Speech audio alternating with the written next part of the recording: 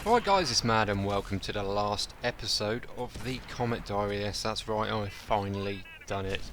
Got my third MOE on one of my favourite tanks in the game, the Comet, and it was most definitely the hardest of the 3 diaries I've done so far.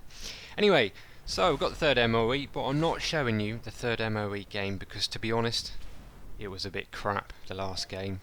It didn't put me up much. I only needed 0.3% to get the third MOE. In the last game I did give me that 0.3%, but it wasn't good. So I just got the highlights of a couple of games for you, and then one full game, my favourite game from the diary so far, and then into the garage to have a look around the stats, have a look at the barrel marks, and my setup guide.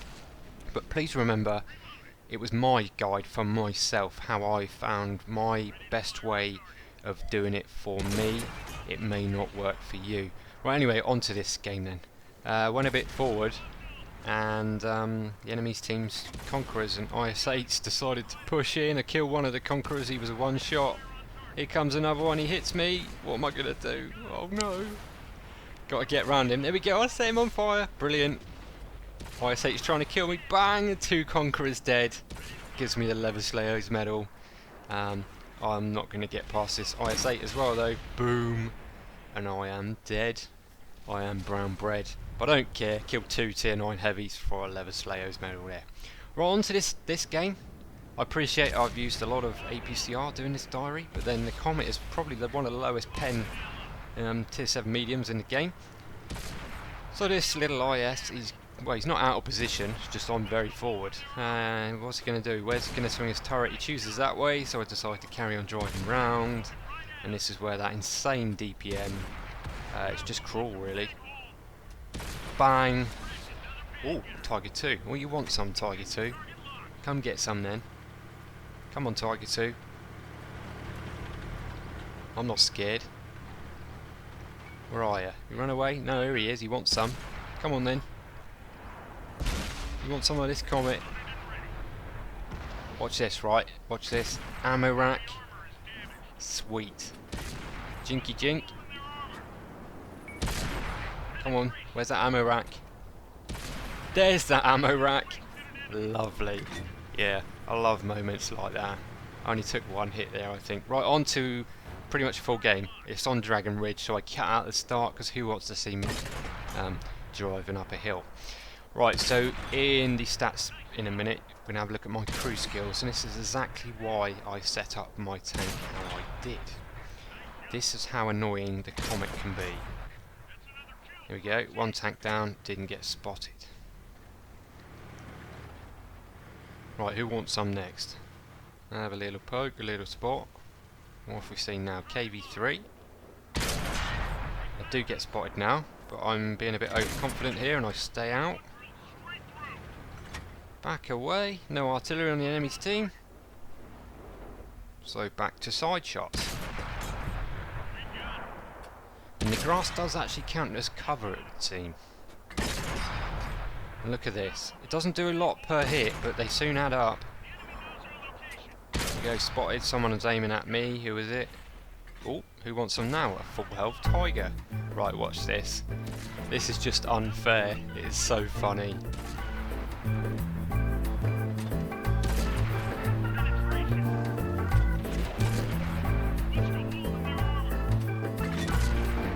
Oh, that's past half health. You still haven't taken a hit.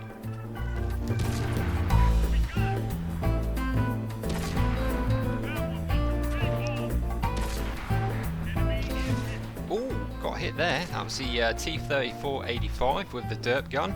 Actually did some damage. Right, so that Tiger's had enough. He's pushing in towards me.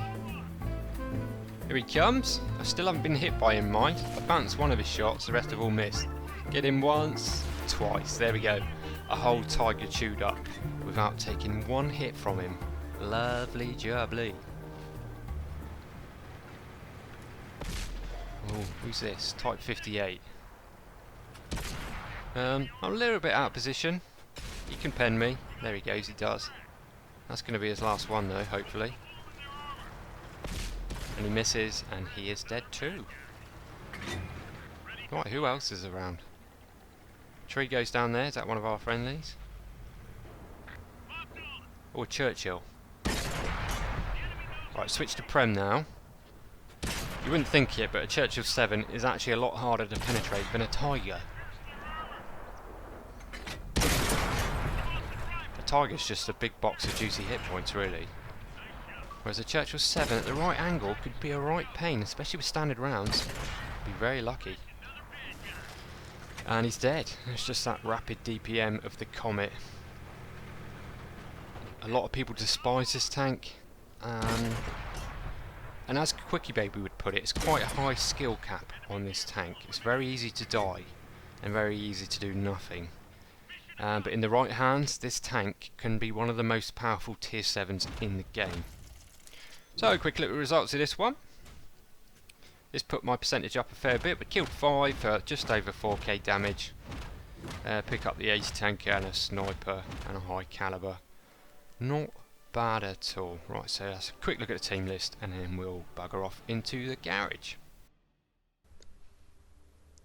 Right, so here we go, tankers. Here is my Comet with 3 nice MOE, 3 nice big white rings that you can see and be proud of when you load into a game. Can't see them very well with the winter camouflage though. That's my only criticism about these barrel marks. Yeah, you can't really see them with a winter camo. Anyway, right, we'll have a quick look at my stats and we'll talk about crew skills, equipment and consumables that I found was the most effective for the way I play. So into the stats then. Let's go down to the Comet. So there we are. Played 187 battles in this tank now. 58% win rate and I've got the masteries. Right, so there we go, I'm at 95.04% and this is where I left it. As soon as I got my 3rd mark, I sold the equipment off the tank and I think I've played enough games in this tank for a while and I'll go back to it at a later date to have some fun in. Just one point though, at one point my win rate went down to nearly 50%. I had pretty much a whole week of really donkey ass teams and my win rate went down to 51-52%, but in the last week I've managed to claw it back as I was gaining my percentage. Anyway, so there we go. What should we talk about next? Crew skills. Right. So I have actually changed my crew skills lately. Let's go and have a look. So you definitely want 6th Sense first. Brothers in Arms is always a good one to bring up all your major crew skills. But the second two I found very important for this tank. Camouflage is very helpful. That increases your camo value. And muffled shot. If you can get your view range right up there, with camo and muffled shot, there are occasions where you can fire at a target and you won't get spotted. It all depends on obviously the tank you're fighting, their tier, their view range, their crew skills, blah blah blah. But whatever you can do to make yourself more sneaky in the Comet and get a load of side shots in before you even get spotted, and that is one of the best ways I've found to get the damage done in this tank. I will say though, I swapped repairs for muffled shot and I did miss having repairs. So yeah, it's up to you. It's kind of risky not having repairs, but I found the benefit of muffled shot kind of outweighed that risk for me. I'm training snapshot, and when that's finished I probably will put it back to repairs actually and then train snapshot again, because I did like having that extra repair time for when you get tracked, because if without repairs, if you get tracked you kind of have to use your repair kit, and if you haven't got one that can see you getting killed. Right, so the equipment, which I have now sold, but I will talk about it anyway. So on this tank I went for rammer, ventilation to bring up your reload, and also ventilation will bring up your view range. And for the 3rd piece of equipment I actually ditched off the Vertstab Mark 1 and went back to coated optics. So let's look at the packages.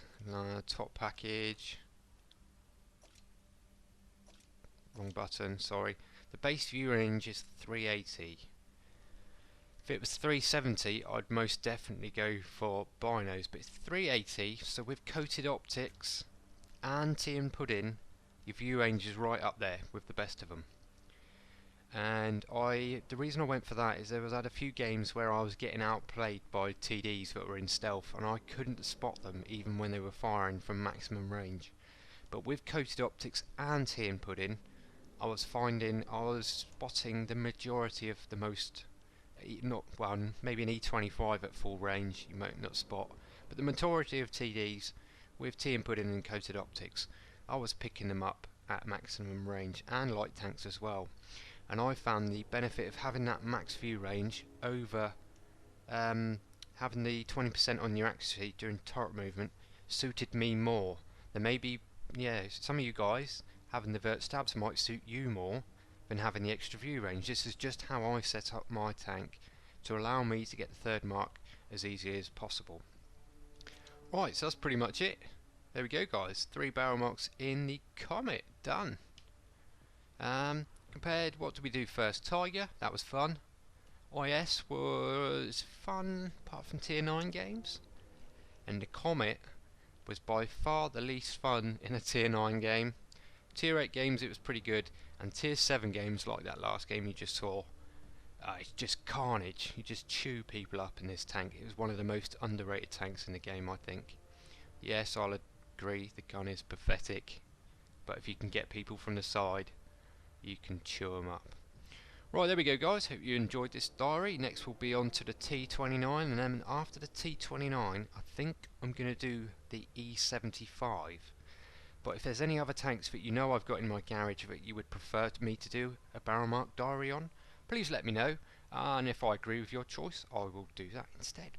Well, so there we go, guys. Hope you enjoyed the episode. Please give it a like if you did, please sub if you not, and I'll catch you on the next one. See you later.